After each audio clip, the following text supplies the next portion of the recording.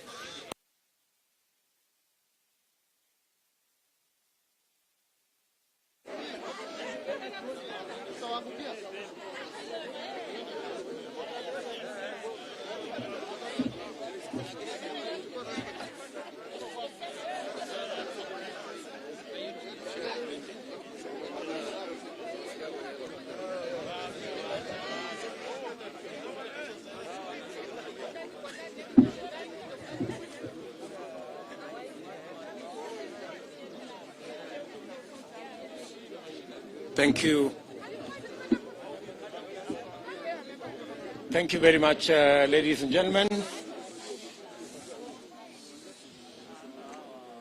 Asanteni sana. Ladies and gentlemen, thank you very much for finding time. I want to welcome the membership of the fourth estate, our press teams. Karibuni sana katika makao haya ya naibu wa rais wa Jamhuri ya Kenya. And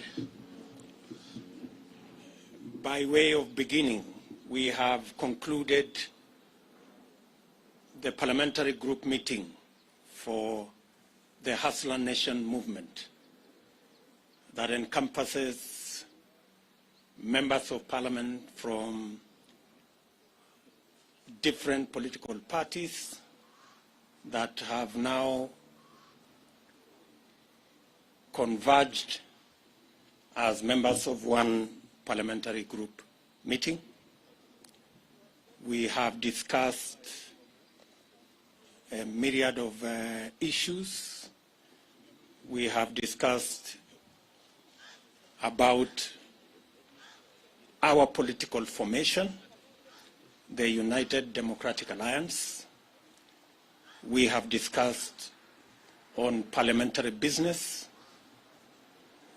that is currently before the House and that we intend to sponsor and support going forward. We have discussed matters of national importance.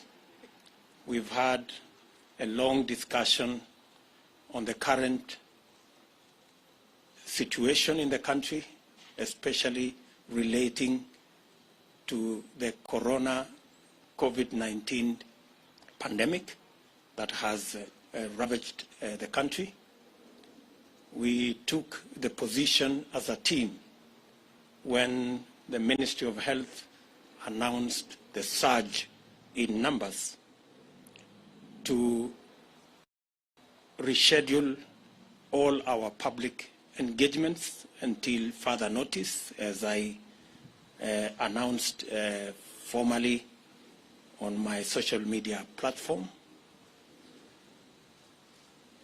We've had also an in-depth discussion on matters to do with what we believe should be the current engagement on managing the COVID-19 pandemic, especially with reference to vaccination. And we are going to make a statement about that. We also appreciate this political situation in the country, and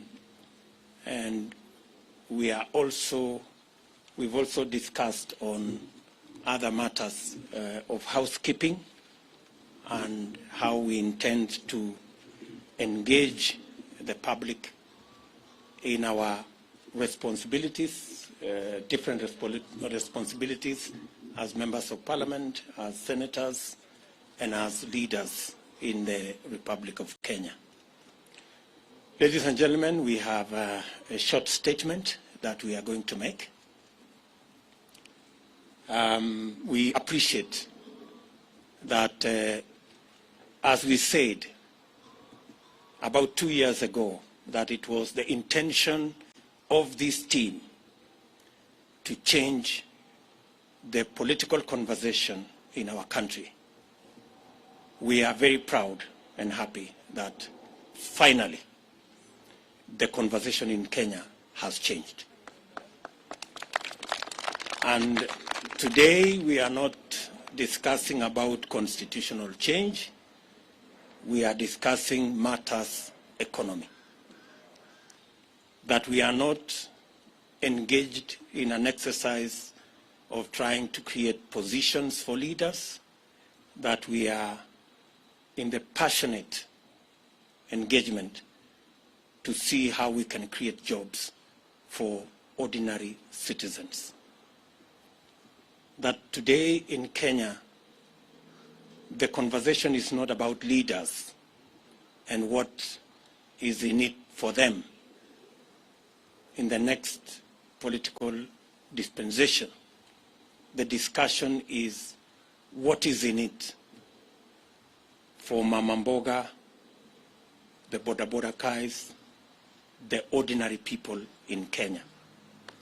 We are very proud that while in the past we were discussing about the Prime Minister and Deputy Prime Minister and other positions, today Mama Mboga has taken the center stage. And the Boda Boda guy is at the heart of the political conversation in Kenya.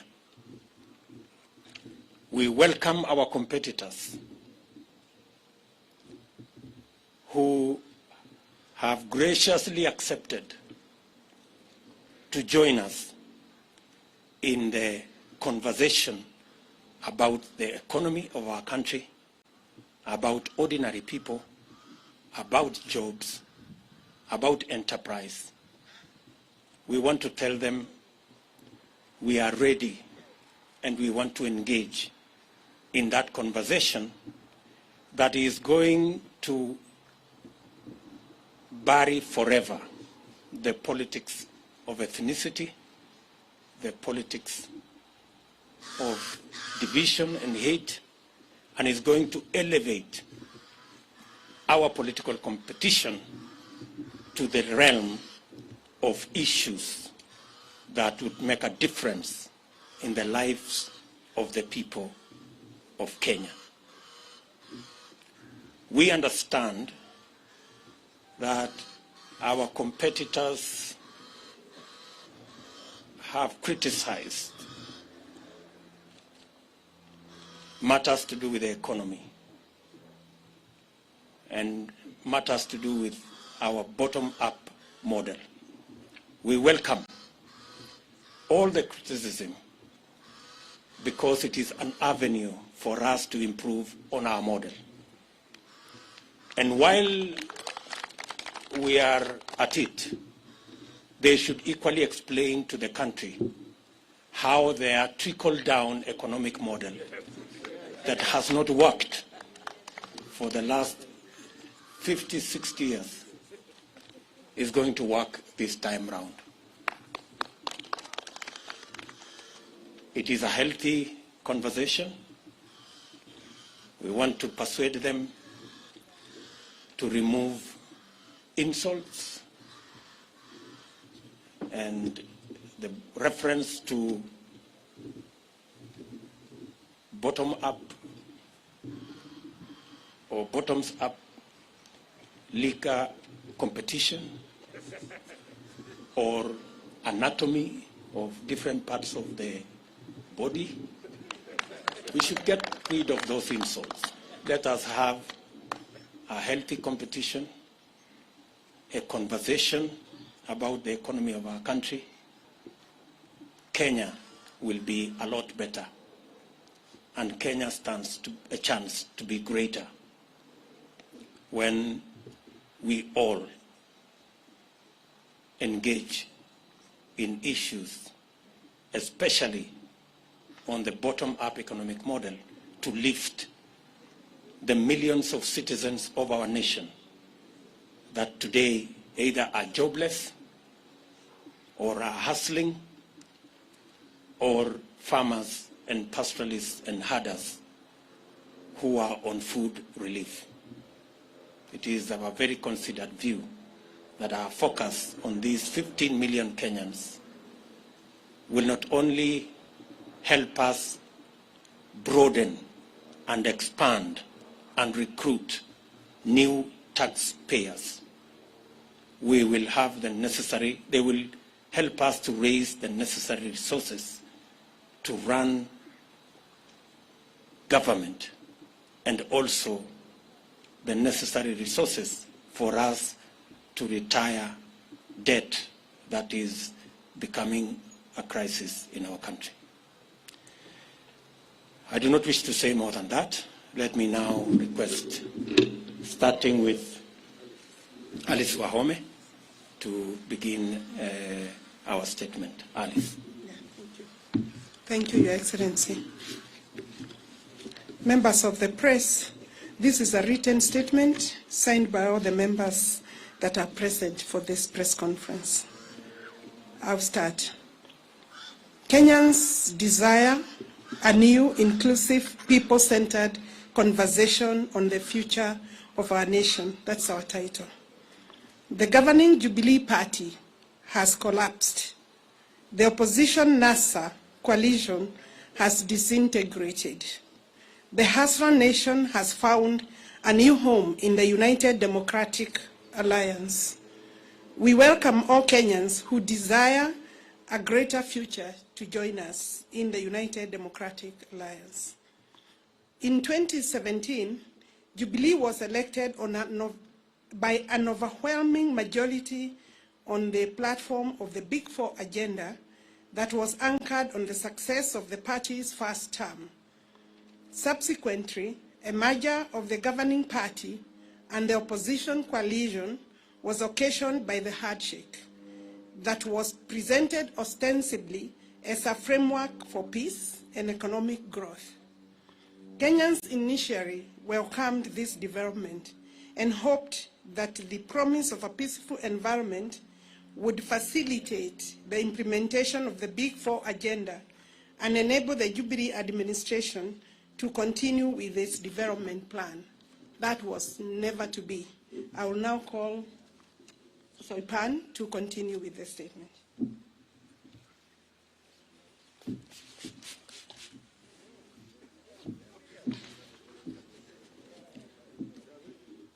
Sadly, this framework degenerated into an unnecessary, arbitrary, selfish, and unconstitutional attempt at changing the Constitution that occasioned unlawful and unbudgeted expenditure of billions of shillings of public resources that are to date unaccounted for and are a subject of the Auditor General's inquiry. Little wonder, a recent survey has shown that 72% of Kenyans believe that the country is headed in the wrong direction. For 4 good years, the country has been engaged in the BBI process, characterized by hubris, chest thumping, blackmail, intimidation, and bribery. In this process, party parliamentary committee leadership and members who were perceived to be disagreeable to this scheme became victims of a vicious purge and expulsion. Besides, the criminal justice system, Kenya Revenue Authority, and other state agencies were mobilized and weaponized to intimidate, blackmail, victimize, and persecute leaders, business people, and ordinary Kenyans perceived to be opposed to this unconstitutional order, BBI, and its anti-people recommendations. This provided a leeway for the attempted vandalism of the Constitution of our country. Fortunately, the judiciary made a very profound decision affirming the supremacy of the people, their constitution, and independent institutions. Honorable Cecily Mbarire.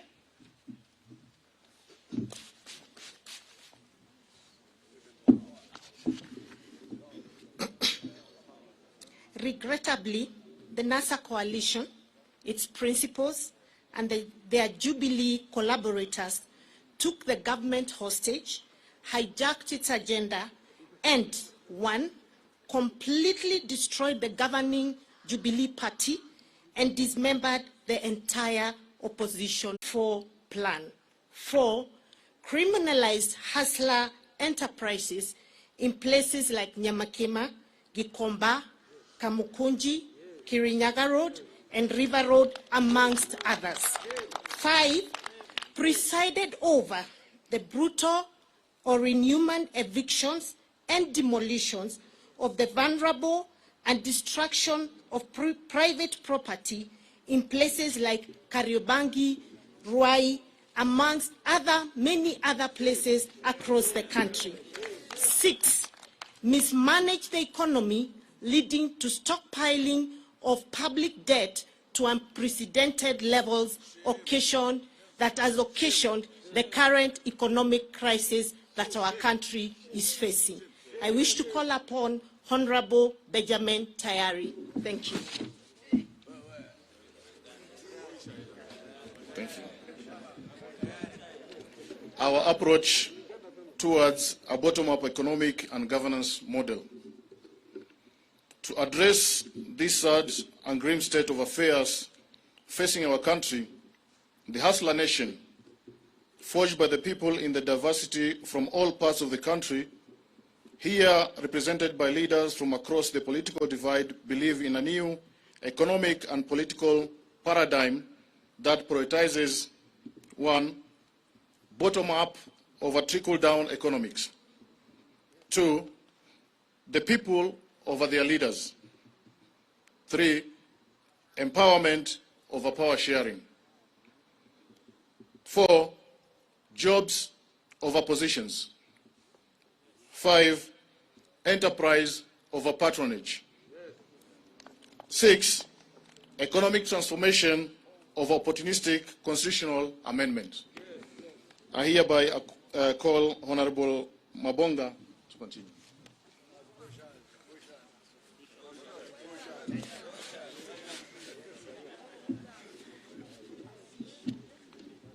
Focused on this new paradigm and through a bottom-up economic and governance model, it's possible to enable the over 15 million Kenyans at the bottom of the pyramid to be active and meaningful participants in the economy through deliberate, 1, public/private labor-intensive investment framework to create jobs. 2, financing instruments and mechanisms to spur, promote, and empower hustler enterprises such as Mama Mboka, hawkers, bodabodas, artisans, artists, among others. And then 3, facilitation and enhancement of productivity of farmers, pastoralists, fisher folk, and other actors within agriculture value chain. Number 4, implementation of manufacturing and industrial program that prioritizes cottage industries as a multiplier of national productivity. In the meantime, we will continue sponsoring and supporting people-centered legislation and policies that entrench the objectives of bottom-up economic and governance model, and we will also sensitize the public to remove what is in the heads of the majority. May I take this opportunity to invite the Leader of Majority, Hon Aden Duale, the man of all seasons.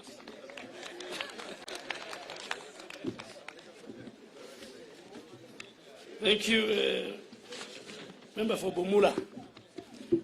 It is our considered view that to open up the economy, and this is on COVID-19 pandemic, as the PG, we have deliberated the matter, and we are saying it is our considered view that to open up the economy and to facilitate economic activity among our people, especially for the millions of hustlers, it is imperative on the part of government to proactively and decisively deal with the COVID-19 pandemic.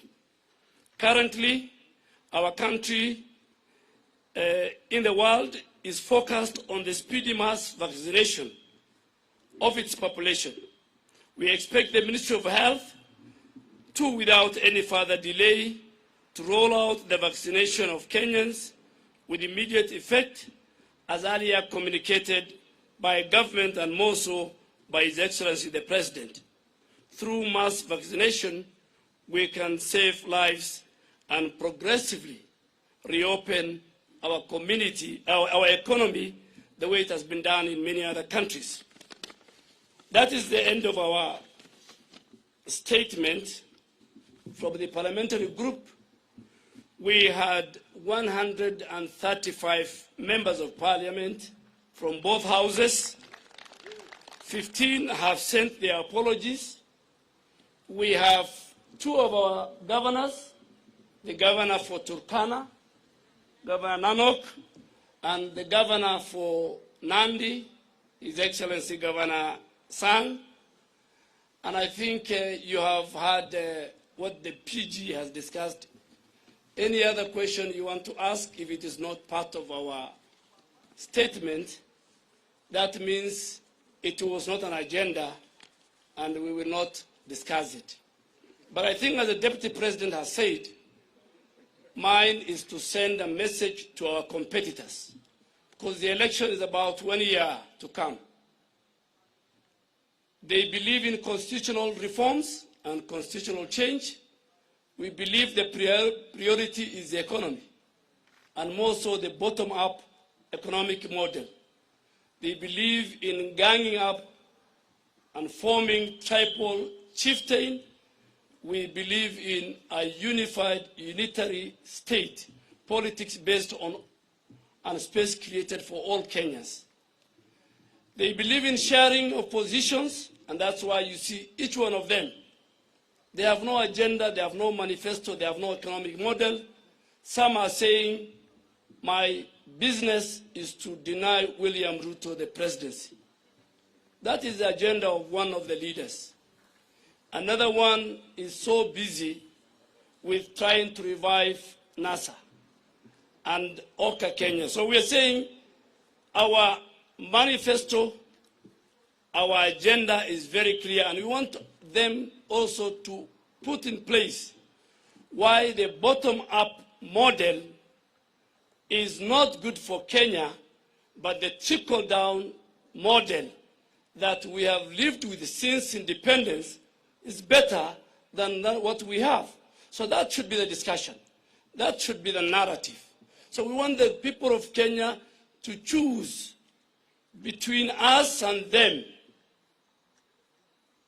based on very informed social, economic, political models. That's it, I think. If you have 1 or 2 questions, then before we leave.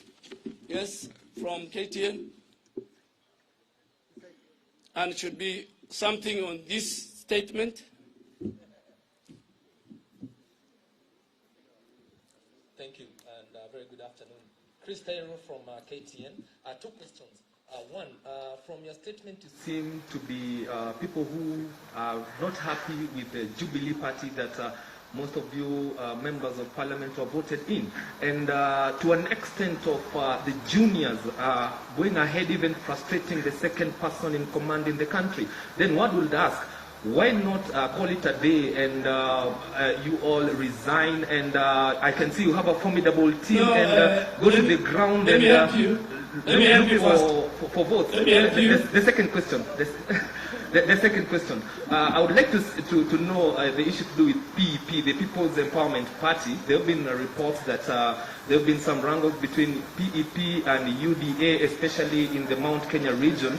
And that's the reason why the Gatundu South Member of Parliament, Moses Kuri, is not around. Maybe you can confirm that. I think the first one, let me tell you, the members sitting behind me are members of United Democratic Alliance. We are in Jubilee normally, but the current and the future party of ours is UDA. So any other party, we will not discuss.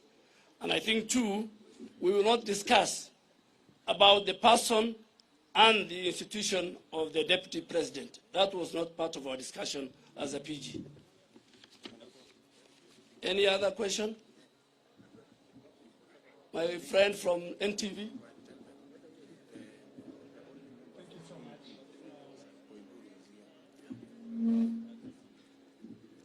Thank you so much.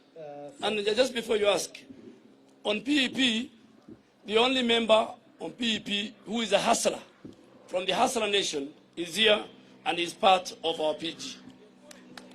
And is here. Please. Thank you so much, Seth Olawe, NTV.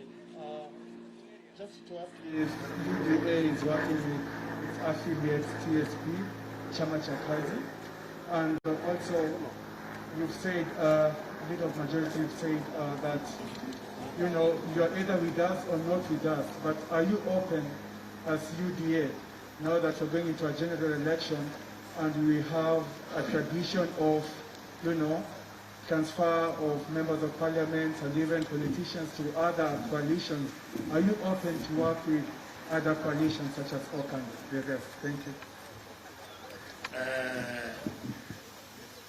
Thank you very much, Mr. Olani. As has been communicated to you, that was not part of the discussion today. So, at an appropriate moment, when that becomes a subject of discussion in our PG, we will ably respond to what you have said. So please, hold your horses. Any other question? Yes? My question is about bottom-up. Can you be able to, emphasize? We know the numbers of the youth in this country, they have no job. Can you be able to emphasize how are you going to improve that economically? Good question.